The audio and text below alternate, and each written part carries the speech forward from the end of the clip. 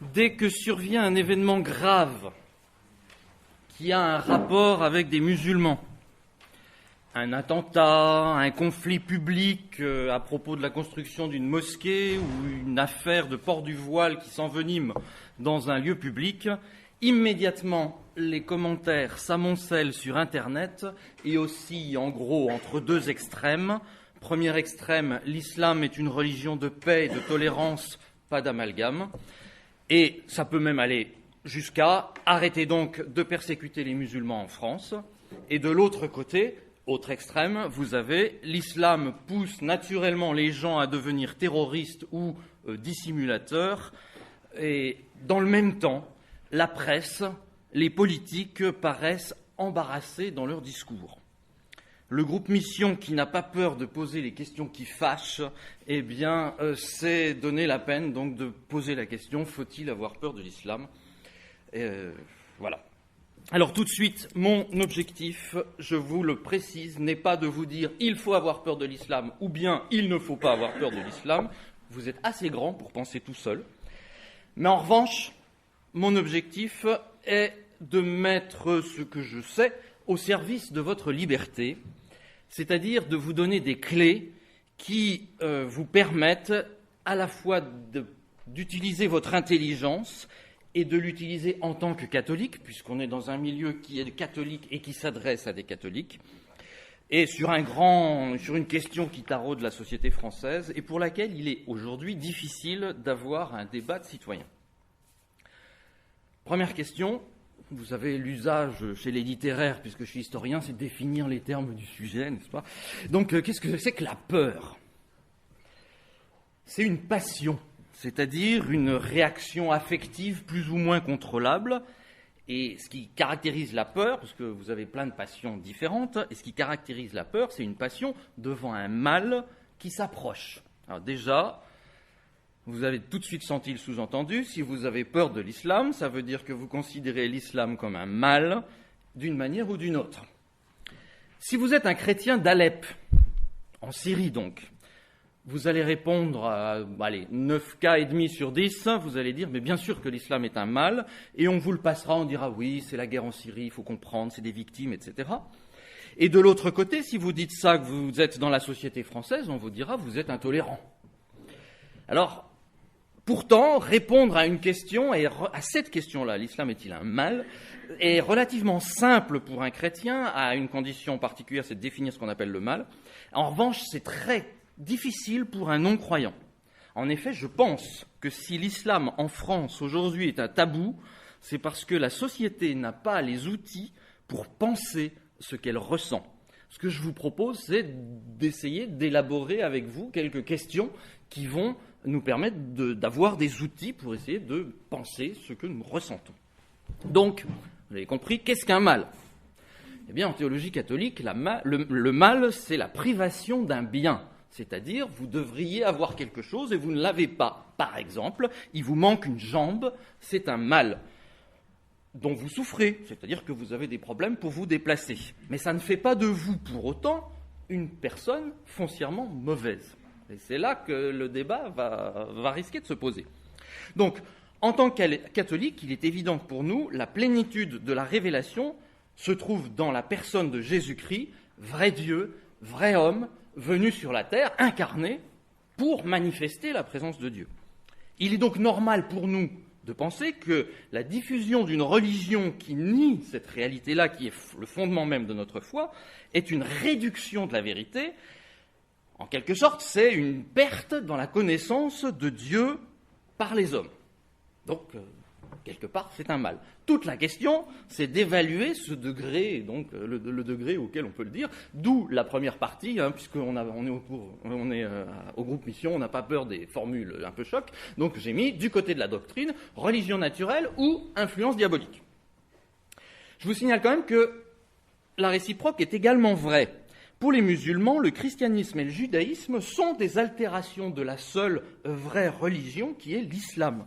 Il y a eu, d'après eux, altération des Écritures. Moïse, Jésus, David sont des prophètes pour les musulmans qui ont enseigné l'islam Mais en revanche, les Juifs, les chrétiens, ils ont corrompu les écritures laissées par David, Moïse et Jésus, et pour faire ce qu'on appelle aujourd'hui le christianisme et le judaïsme aux yeux des musulmans. Donc, c'est chacun son coup, dans son sens, et c'est tout à fait naturel. Si je ne pensais pas, pour ma part, et si les musulmans ne pensaient pas pour leur part que leur religion est la plus vraie, eh ben, ils changeraient de religion, c'est évident.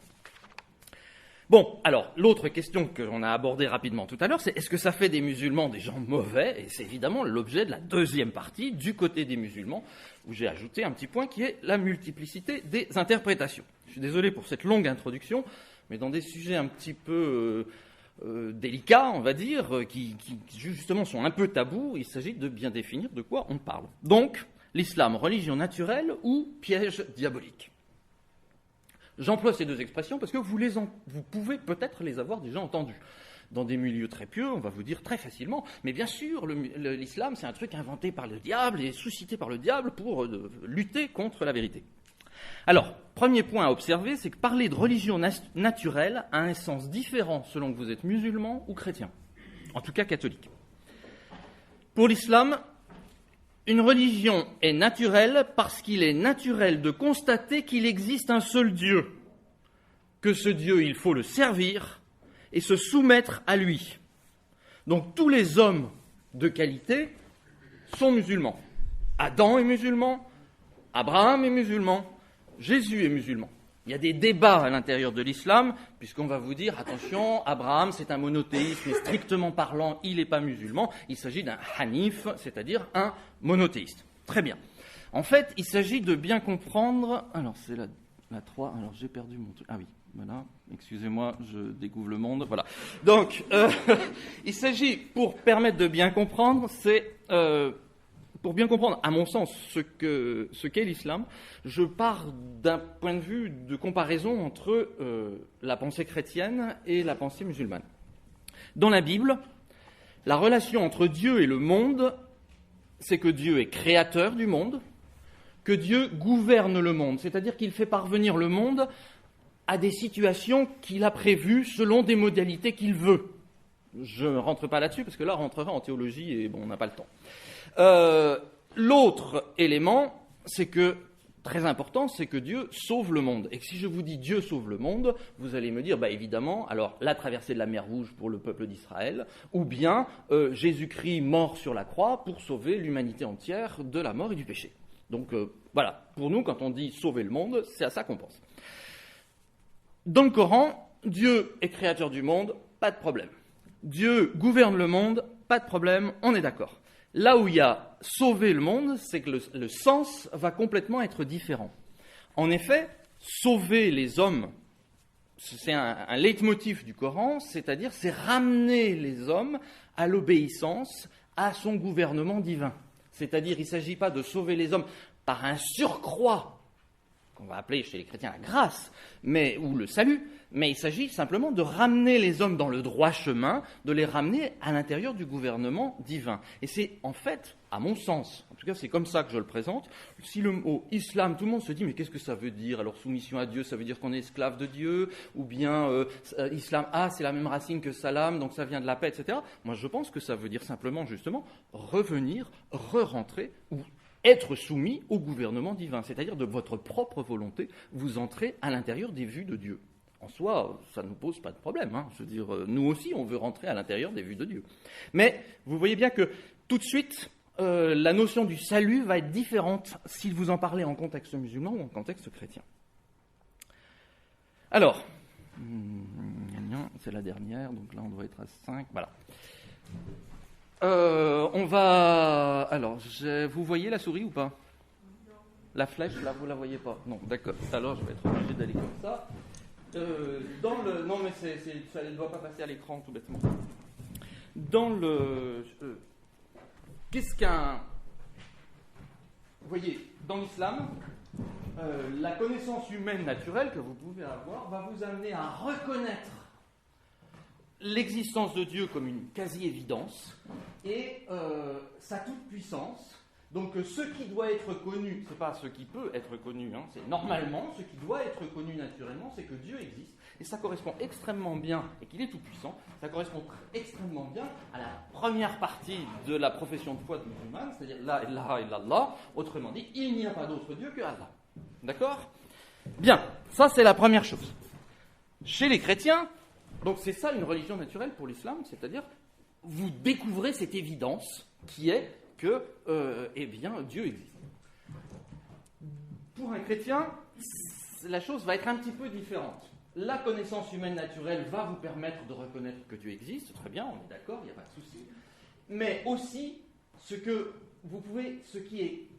qui peut être connu par vous-même, c'est notamment vous suivez les inclinations intérieures de votre conscience et qui va vous amener à découvrir la loi morale, tout simplement, tu ne tueras pas. Tout simplement. Hein, donc. Mais cela est aussi rappelé par la révélation pour éviter que les hommes ne se fourvoient éventuellement parce qu'ils ont oublié, pas compris, etc. Donc, la loi existe à l'intérieur de vous. Ce que nous allons appeler donc une religion naturelle va se retrouver à ce niveau-là, dans le christianisme, à savoir des êtres humains suivent leur aspiration naturelle qui les amène vers Dieu, et donc ils recherchent la personne qui est Dieu, et aussi ils suivent leurs inclinations naturelles, à savoir le désir du bien, et donc la recherche du bien moral. C'est-à-dire que ça va aller, normalement, ça peut aller jusque-là.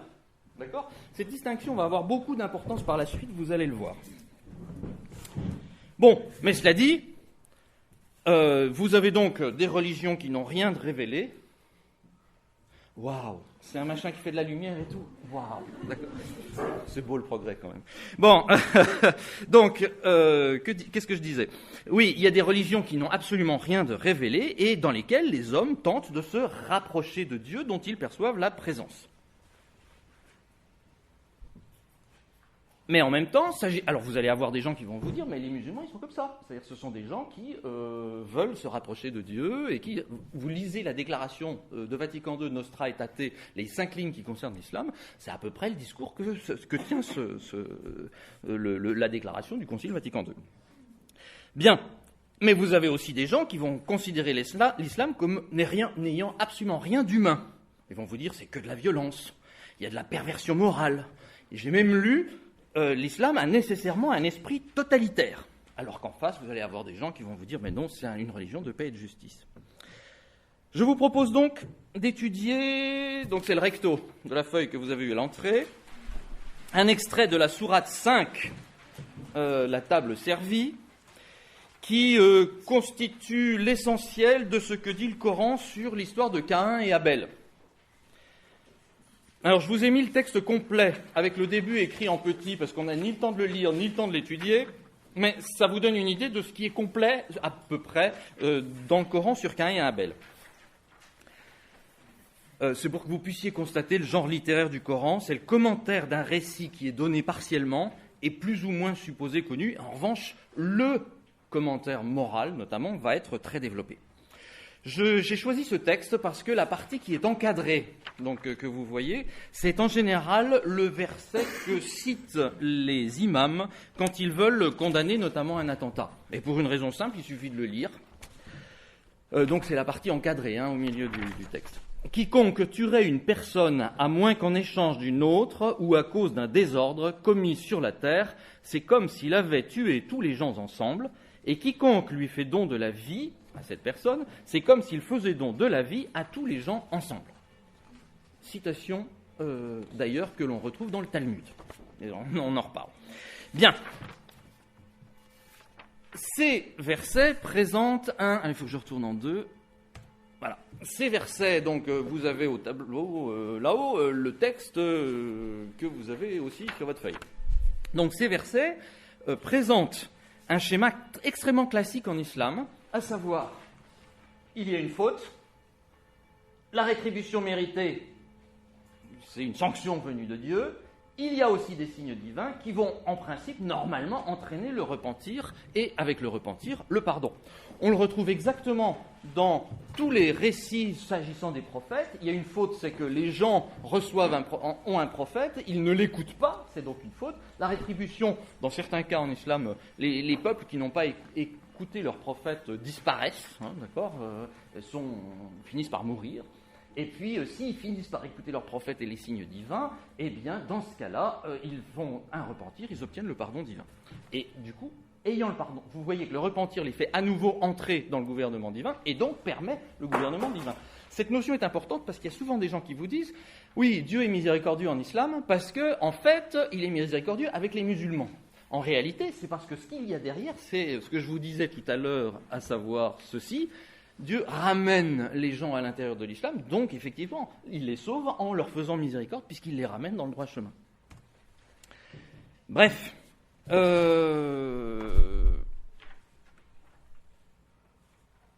suis en train de me perdre. Ça, je l'ai dit. D'accord. Bien. Donc, je voudrais qu'on lise donc, les passages qui sont soit en haut, soit sur votre feuille. Donc, d'abord, la partie récit. Puis son âme se porta à tuer son frère, donc c'est Caïn qui tue Abel. Il tua donc, et devint ainsi du nombre des perdants. Puis Dieu suscita un corbeau qui se mit à gratter la terre pour lui montrer comment couvrir la nudité de son frère, autrement dit, le cadavre. Il dit « Malheur de moi, je suis incapable d'être comme ce corbeau, à même de couvrir la nudité de mon frère. » Il y a tout un tas de commentaires sur lesquels on passe. Il devint alors de ceux qui regrettent. Et vous avez donc le passage que je vous ai lu tout à l'heure encadré, il ne faut pas tuer. Et de l'autre côté, vous avez une généralisation morale, à savoir, mais qui est extrêmement, qui va rentrer dans le schéma que je vous ai donné. C'est-à-dire, nos messagers, très certainement, sont venus à eux avec des signes évidents. Alors, il semblerait qu'ici, ceux qui sont désignés sont les Juifs. Parce que quand Mahomet sort ça, on est en contexte juif. Et puis voilà qu'après cela, beaucoup d'entre eux se mettent à commettre des excès sur la terre. Le paiement de ceux qui font la guerre contre Dieu et son messager, voilà les juifs qui sont contre Mohammed, et qui s'efforcent au désordre, en termes de façade sur lequel on en reviendra, sur la terre. Donc, leur paiement, c'est qu'ils soient tués ou crucifiés, ou que leur soit coupée la main et la jambe opposées, ou qu'ils soient expulsés de la terre. Voilà pour eux l'ignominie d'ici-bas, et dans l'au-delà, il y a pour eux un énorme châtiment. Excepté pour ceux qui se repentent avant de tomber en votre pouvoir, sachez qu'alors Dieu est pardonneur, miséricordieux vraiment. Il y a une exigence morale en islam qui est évidente là-dedans, dans l'idée... il ne faut pas tuer, c'est ce qu'on a lu au début. Et en même temps, vous avez dans le châtiment qui est, les 4 termes, c'est tuer, crucifier, on coupe les membres ou il y a un bannissement. La peine de mort est explicitement requise. Il y a des gens qui vont vous dire, du coup, on est ambivalent. C'est un des problèmes qui, effectivement, vont se poser. On y reviendra tout à l'heure.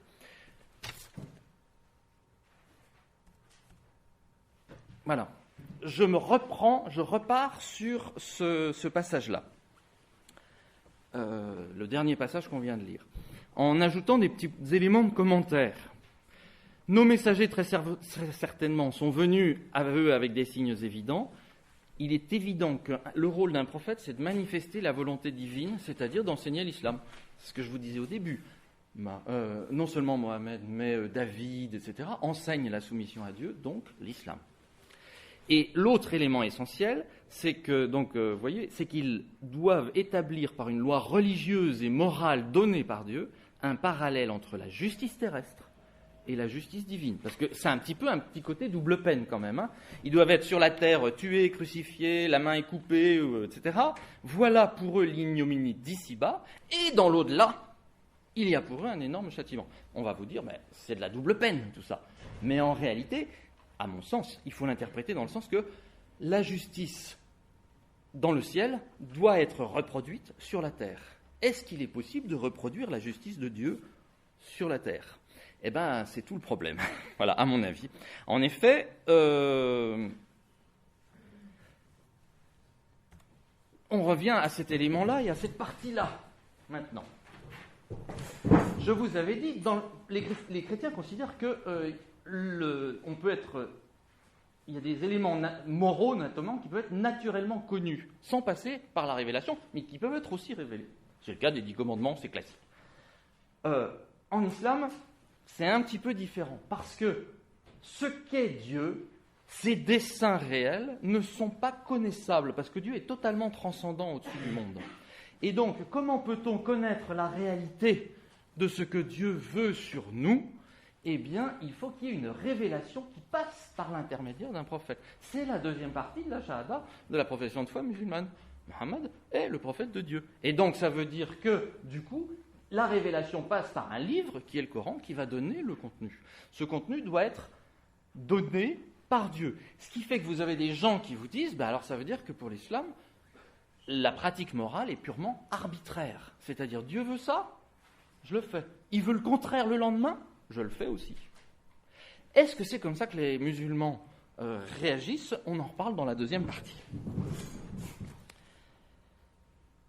Cela dit, vous allez avoir des gens qui vont faire des commentaires en disant « Ouais, d'un côté, il ne faut pas tuer, et de l'autre côté, il faut quand même donner des sanctions qui sont par la peine de mort. » Et c'est de là que viennent, en fait, l'idée défendue par certaines personnes que l'islam est nécessairement totalitaire, puisqu'il doit à la fois imposer une loi qui est une loi sociale et religieuse qui vient directement de Dieu. Il n'y a donc pas de discussion possible. Je dis quand même que vous comprenez en lisant cela, et ça c'est très important, c'est que là, ça dit quand même une réalité profonde dans le monde musulman, à savoir il y a une exigence de justice qui est très forte. Et cette justice, effectivement, peut avoir... elle doit venir de Dieu quelque part. Mais c'est normal, même chez les chrétiens, toute justice profonde et réelle vient de Dieu. Et si vous voulez, par exemple, sur une manifestation qui réclame des meilleures conditions de vie dans un pays arabe, genre l'Égypte, voilà. Vous pouvez très bien avoir des gens qui vont crier Allahu Akbar, Allahu Akbar, Allahu Akbar sur une manifestation qui est une manifestation politique. Alors vous voyez ça sur votre télé, vous vous dites ils sont tous islamistes. Pas nécessairement. Ça veut simplement dire Dieu est plus grand que toi qui es au pouvoir. Et donc, il voit ce que tu fais et tu auras la justice divine. Hein. Je savais bien que ça ne pouvait pas durer éternellement. Bon, donc voilà, si tu as la justice divine va te tomber dessus un de ces jours. Voilà. J'ai encore fait une bêtise, c'est ça, oui, c'est ça. Tiens, voilà. C'est bien d'avoir des gens qui savent faire. Cette question de la... Toutes ces questions sont utilisées, c'est une stratégie de recrutement de l'État islamique. Hein. Vous savez qu'ils ont défini des profils selon la caractéristique psychologique des personnes, ils vont leur adresser une propagande spécifique pour eux. Vous avez les gens qui vont dire, des gens qui ont une revendication très pieuse, l'État islamique veut leur envoyer plutôt une propagande du style ici en France tu ne peux pas pratiquer ta religion, viens donc en Syrie ou en Irak pour pouvoir réellement pratiquer ta religion. Pour les gens qui sont plutôt altruistes, ils vont développer une stratégie, les gens qui ont eu cette exigence de justice, ils vont développer une stratégie qui est il faut aider les pauvres enfants syriens, viens donc nous aider à développer les hôpitaux, etc. Je ne sais pas si vous avez vu il y a 3 semaines, je crois, cette interview d'un jeune médecin australien, je crois, qui était un des recruteurs de l'État islamique en Australie, et qui ensuite est venu s'installer dans un hôpital. On vous le montre au milieu d'un superbe hôpital de Raqqa, bien installé, etc. Donc, belles images de propagande, mais c'est juste pour dire on doit aider les enfants syriens, etc. Et puis, vous avez ceux qui sont les geeks accros à jeux de vidéo de guerre, on va leur dire il faut que tu viennes combattre pour Dieu. Donc, ces exigences, qui pour certaines sont des exigences morales très, très, très, très, très honorables, eh bien, peuvent être utilisées par l'État islamique, par exemple. Donc, volonté d'entrer dans les voies de Dieu, désir de justice, désir du repentir des fautes et du pardon, pour se placer dans le gouvernement divin. Vous allez me dire, c'est que des choses louables, d'accord ? Seulement, il y a aussi des petits problèmes de contenu et surtout d'interprétation. Et c'est là que je passe à la deuxième partie. On revient au début. Donc, du côté des musulmans, multiplicité des interprétations. D'abord, Alors je vais aller plus vite, rassurez-vous. Hein. La partie islamologie fondamentale est terminée. Maintenant, on va aller plus vite. Il est d'abord impossible de déterminer ce qu'est le vrai islam. Rémi Brague, un philosophe connu sur ces questions-là, a enfin sorti un texte au printemps dernier, à peu près au moment où vous inventiez le titre de la conférence, pour dire qu'en islam, il n'y a pas de magistère, il y a diversité extrême des interprétations, et c'était un moment où on discutait beaucoup de savoir quels sont les vrais musulmans, et même Rémi Brague, je lui suis reconnaissant d'avoir fait l'effort de le dire, a fini par dire en fait on ne peut pas déterminer où est réellement il y a un islam qui veut dire ça. Voilà. C'est-à-dire que vous ne pouvez pas avoir de vision univoque, comme on dit sur l'islam, c'est-à-dire une vision où vous dites quelque chose qui est vrai tout le temps et partout. C'est ça l'univocité, d'accord ? Eh bien, non, vous ne pouvez pas le faire s'agissant de l'islam, parce qu'il n'y a pas de magistère, comme il y en a dans l'Église catholique, à savoir une autorité qui va déterminer ce qu'il faut croire. D'accord ? Il y a une diversité de la détermination du savoir. Je passe vite sur cette question, et je viens rapidement au deuxième point. Non, c'est toujours le premier point. L'interprétation des textes sont multiples. Pour plusieurs raisons. D'abord, une question de polysémie. La polysémie, c'est-à-dire qu'un même mot peut avoir plusieurs sens. Alors voilà, elle ne m'obéit plus, la belle machine. Si, ça va. On revient à ce passage-là. Je prends comme exemple ce terme-là. Donc, vous voyez, c'est un truc qui excite certaines personnes dans les milieux catholiques. C'est assez impressionnant. Donc ceux qui font la guerre contre Dieu et son messager et qui s'efforcent au désordre, la façade sur la terre. Expression que l'on retrouve dans le petit carré que je vous ai montré du texte, hein, qui n'est pas au tableau. Quiconque tuerait une personne, à moins qu'en échange d'une autre ou à cause d'un désordre, façade, commis sur la terre. Alors, le terme de façade, je parle sous l'autorité de Jean-Marc, c'est un meilleur arabisant que moi. Le terme de façade, en arabe contemporain, ça vous voulait dire la corruption, au sens le gouvernement est corrompu, c'est-à-dire il faut acheter une décision. D'accord ? Bien. Mais c'est, si vous lisez Tabari, donc un commentateur du Coran du Xe siècle, la façade, ça peut être aussi simplement les désordres qui peuvent être la guerre. Tout simplement, la guerre fait partie de la corruption et du désordre sur le monde.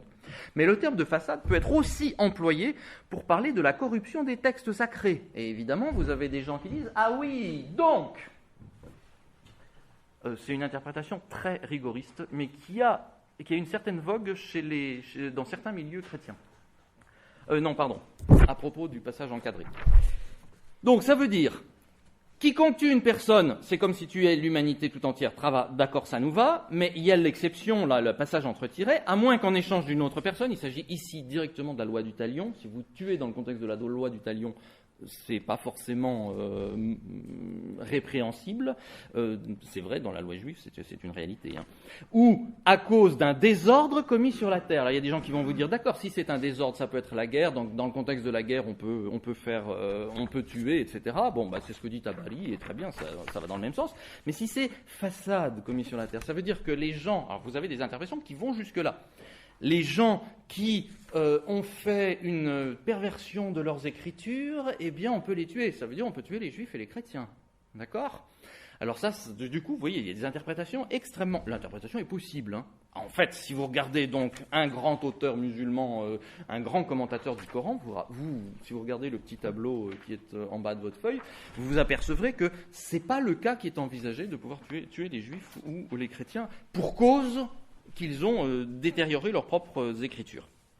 Donc vous voyez qu'à cause de la polysémie, le texte peut avoir des significations extrêmement différentes quand même, et que à cause des interprétations possibles aussi du coup. Alors regardez, par exemple, si vous prenez le commentaire de Tabari, donc toujours le tableau qui est là, qui est-ce que ça peut concerner ?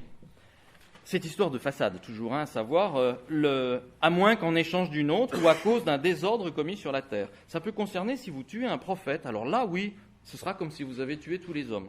Si vous tuez un chef de communauté, ce sera là aussi comme si vous aviez tué tous les hommes. Si vous tuez une personne croyante, là, ça voudrait dire que c'est comme si vous aviez tué tous les hommes. Et précise un des passages de Tabari, c'est les musulmans comme les juifs. Alors, c'est un texte qui n'est pas traduit en français, donc la traduction est de moi, je ne suis pas un grand spécialiste de l'arabe religieux, strictement parlé, mais si vous voulez vraiment vérifier, je vous l'ai mis au verso, et vous pouvez regarder par vous-même. On n'a pas le temps, parce que déjà, je suis en train de déborder. Bon, donc... j'attire votre attention, donc vous voyez, interprétation multiple possible. On y revient. Donc, impossible de définir le vrai islam. D'ailleurs, une simple observation. Après les attentats de janvier 2015, donc ceux de Charlie Hebdo et de l'Hypercacher, j'ai fait une intervention dans un collège. C'était des 6e. Donc il y avait une jeune fille musulmane de 11 ans, à propos des terroristes de Charlie Hebdo et de l'Hypercacher, elle m'a dit « Mais ces gens-là, ils ne sont pas musulmans. » Inversement, vous trouverez des vidéos sur Internet en accès libre où vous avez des gens qui vous disent « Mais les musulmans qui pensent comme cette jeune fille, en fait, ils ne connaissent pas leur propre religion et ce n'est pas des vrais musulmans. » Je pense, et je ne sais pas si vous avez fait l'expérience de cette extrême diversité. Vous avez d'un côté, effectivement, le djihadiste qui va vous dire il faut tuer les gens, et puis vous avez cette jeune fille qui vous dit non, ces gens-là ne sont pas des musulmans. Il y a une extrême différence des interprétations. Cette différence est très difficile à appréhender pour la société contemporaine. C'est là qu'on va vous dire mais il ne faut pas faire d'amalgame. On vous le dit, dès qu'il se passe quelque chose, on vous dit ça. D'accord ? Bien. Il faut savoir, à mon sens, cette diversité des interprétations n'est compréhensible qu'à travers la doctrine catholique. Donc c'est mon B. On dit souvent que l'Église possède la vérité la plus pleine. Profitons-en pour une fois. Là, c'est vraiment, à mon sens, vraiment patent. En effet, le péché originel pour un catholique trouble les facultés humaines, mais ne les détruit pas fondamentalement. C'est-à-dire que les facultés de volonté continuent à rechercher le bien, et les facultés intellectuelles continuent à rechercher le vrai. Je vous signale que pour les protestants, petite pique, voilà, on s'amuse un peu, pour les protestants, en fait, le péché originel trouble, non seulement trouble, mais altère fondamentalement ces facultés. Ce qui fait que vous trouvez beaucoup de protestants, qui en tout cas ont une doctrine verbalisée, qui vont vous dire, mais oui, effectivement, un être humain n'est pas capable de vouloir le bien ou de chercher le vrai, si ce n'est par l'action de la grâce de Dieu. Et dans cette perspective protestante, vous comprenez bien que, du coup, on considère que les musulmans qui ne sont pas baptisés, qui n'ont pas accès forcément à la grâce de Dieu, si ce n'est des grâces exceptionnelles, eh bien, sont des gens qui, nécessairement, vont avoir l'interprétation la plus méchante possible de leur propre tradition. Et vous trouvez, effectivement, il faut regarder, les gens qui ont le discours le plus dur parmi les chrétiens sur l'islam, vous allez trouver parmi les protestants, et puis c'est les évangéliques, en général. Je n'ai pas fait d'études sur la question, mais c'est l'impression que j'ai d'après ce que j'ai regardé. Bon, mais nous, catholiques, nous avons un autre discours. C'est-à-dire que, selon leur disposition intérieure, les musulmans vont avoir une conscience plus ou moins éclairée, plus ou moins troublée. Malgré la violence réelle présentée par leur religion, au moins dans sa tradition, vous trouverez des gens qui ont une conscience qui leur permet de rechercher malgré tout le bien, le vrai, et d'y parvenir. On revient à mon schéma de départ. Le gros là, le bleu, voilà. Vous avez des musulmans qui vont parvenir à découvrir naturellement la loi morale, par exemple. D'accord ? Et du coup, cette jeune fille dont je parlais tout à l'heure de 11 ans, son intériorité morale lui permet de dire mais ces gens-là ne sont pas musulmans. Alors que que le personnage qui lui a fait l'attentat l'a revendiqué au nom de l'islam lui-même. Et je pense, alors là, allons-y, profitons-en, la doctrine catholique permet particulièrement bien de rendre compte de la vérité. Voilà. Bien, donc, il y a des gens qui vont vous dire inversement, mais en fait chez les musulmans il s'agit d'une d'une dissimulation qu'on appelle la taqiyya, qui existe effectivement. On peut dissimuler certaines de ses croyances, de ses convictions pour rentrer à l'intérieur de la société. Et c'est vrai qu'aujourd'hui, c'est un vrai problème qui concerne particulièrement les salafistes. Donc les gens qui veulent revenir à la tradition qu'ils rêvent des ancêtres. C'est ceux qui font les attentats, mais vous avez aussi des salafistes que pendant un certain temps on a appelés quiétistes, c'est-à-dire qu'ils n'étaient pas djihadistes, ne voulaient pas faire des attentats, etc., mais qui sont quand même des gens qui disent qu'il faut islamiser la société française en la faisant revenir à la tradition des ancêtres. Et vous avez compris qu'il s'agit de rentrer dans ce processus que j'avais désigné par le salut passe par la soumission au gouvernement divin. Le principe des salafistes est là. Et c'est un problème réel qui se pose. Aujourd'hui, vous discutez avec le responsable des prisons de la région sud-ouest en France, il vous dit, vous identifiez un islamiste, il y a 10 ans, vous identifiez un islamiste à son vêtement, à sa barbe, à la façon qu'il faisait ses 5 prières par jour. Aujourd'hui, un islamiste, c'est un gars qui est fondu dans la masse, on ne l'identifie plus. D'accord ? Alors, il y en a d'autres qui vont continuer à être identifiés, mais de fait, c'est une réalité qui existe. Mais vous avez compris que vous avez aussi des musulmans qui, donc, par eux-mêmes, vont avoir une rectitude morale et intellectuelle. J'en viens donc à mon dernier point, la concurrence entre des courants différents que j'ai en fait dans le feu de l'action un petit peu déjà évoqué. Il faut savoir que des choses qui nous concernent beaucoup aujourd'hui dans la société contemporaine, qui est l'islam radical, c'est un phénomène qui a pris une ampleur depuis les années 1950 et qui a pris une très forte ampleur depuis les années 1970. Mais vous avez d'autres mouvements, comme un islam populaire, que vous pouvez encore trouver dans les banlieues françaises, dont on avait parlé il y a 2 ans d'ailleurs.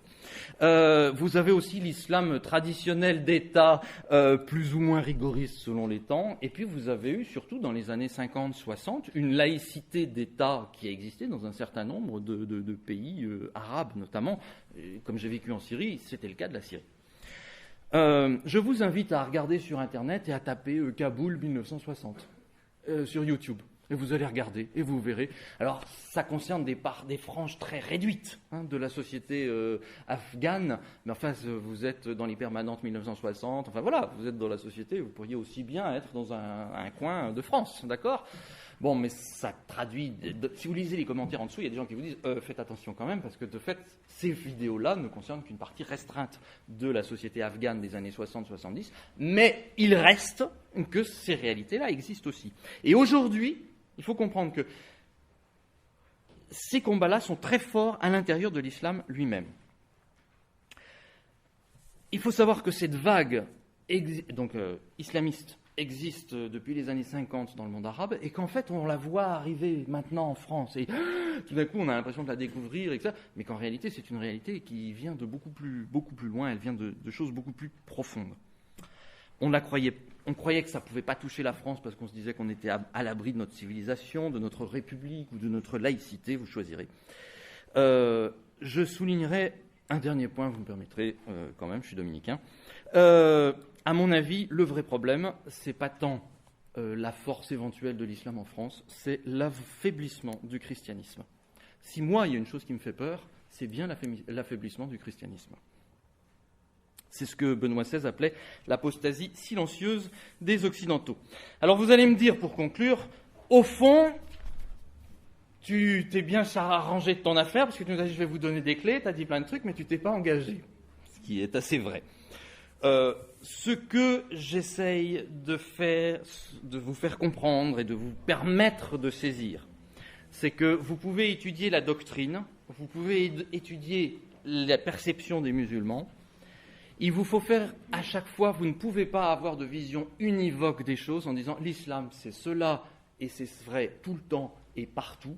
Il vous faut, comme en toute chose qui concerne ce bas monde, tenir compte des circonstances, de la personnalité de la personne que vous avez en face. Et c'est ça qui va vous permettre d'évaluer.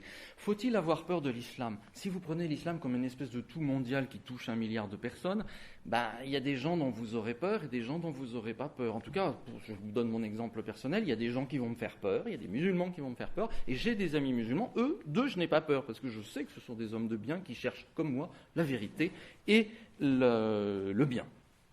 Donc, Comme en toute chose, l'évaluation doit être prudentielle. J'ai un petit peu débordé le temps que je m'étais attribué, je vous en demande pardon. Merci.